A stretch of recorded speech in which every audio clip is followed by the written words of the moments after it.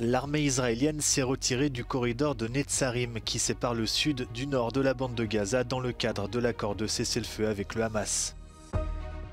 Donald Trump dit s'être entretenu par téléphone avec Vladimir Poutine au sujet de la guerre en Ukraine, une information ni infirmée ni confirmée par le Kremlin. Les électeurs kosovars appelés aux urnes pour élire leurs députés, un scrutin qui se déroule dans un contexte de crise économique et de tensions ethniques ravivées.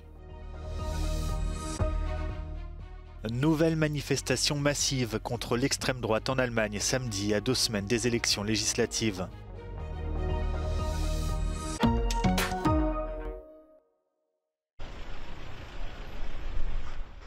L'armée israélienne s'est retirée du corridor de Netzarim qui sépare le sud du nord de la bande de Gaza dans le cadre de l'accord de cessez-le-feu avec le Hamas.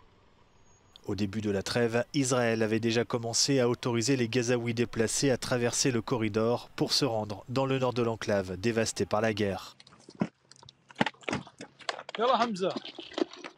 Ce retrait intervient au lendemain d'un nouvel échange d'otages israéliens et de prisonniers palestiniens.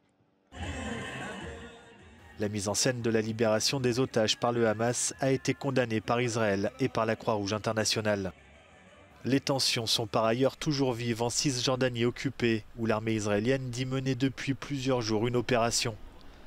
Selon les autorités de santé locales, une Palestinienne de 23 ans, enceinte de 8 mois, a été tuée ce week-end par des tirs israéliens dans un camp de réfugiés.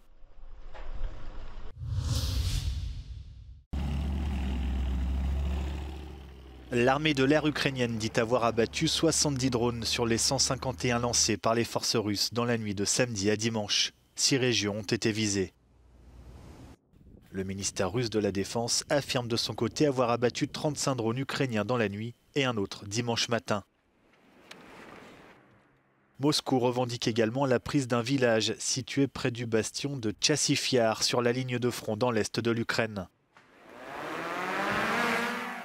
Alors que les combats se poursuivent dans le pays, mais aussi dans la région russe de Koursk, le président américain Donald Trump a déclaré dans une interview au New York Post qu'il s'était entretenu par téléphone avec le président russe Vladimir Poutine au sujet de la guerre et que ce dernier souhaitait qu'elle se termine.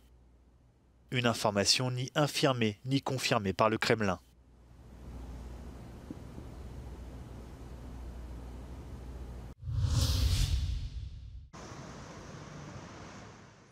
Les électeurs kosovars ont commencé à voter ce dimanche pour élire leurs 120 députés dans un contexte de crise économique et de tensions ethniques ravivées. Si la victoire du Premier ministre sortant Albin Kurti semble assurée, son ampleur sera un indicateur de la popularité de sa politique de fermeté face à la Serbie. Avec son parti VTVN Dossier, le chef de gouvernement de gauche a fait campagne en promettant de gouverner le Kosovo d'un bout à l'autre, c'est-à-dire même dans les territoires habités majoritairement par des Serbes. Les autres candidats viennent du Parti démocratique du Kosovo, dont les anciens dirigeants sont jugés par un tribunal pour crimes de guerre à La Haye, et la Ligue démocratique du Kosovo, le plus ancien parti du pays. Pendant la campagne, les principaux candidats se sont engagés à augmenter les salaires et les retraites, à améliorer les services de santé et à lutter contre la pauvreté. Le Kosovo est l'un des pays les plus pauvres d'Europe, avec un PIB annuel à 6 000 € par habitant.